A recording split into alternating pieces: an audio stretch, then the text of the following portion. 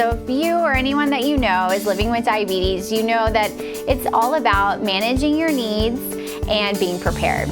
And that absolutely goes for what you're gonna eat. So I always recommend people have healthy on-the-go snacks, especially this time of the year heading into the holidays. I am a big fan of Wonderful Pistachios. They are a great option for anyone that has diabetes. First being that it's a portable source of plant protein. It's really easy to take with you on the go, especially the no shells.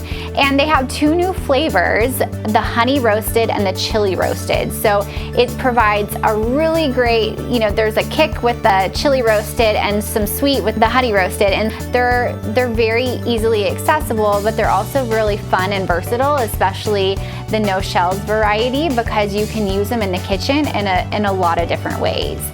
So I wanted to share a few different recipes that I have for you today. So the first one that I have is the loaded avocado toast with pistachios and pomegranate.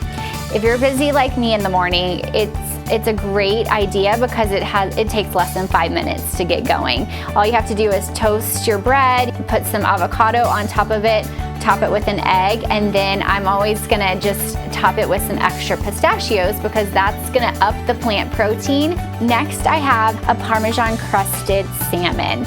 And so this is fantastic because nearly 90% of the fat that's found in pistachios are the good for you mono and polyunsaturated type.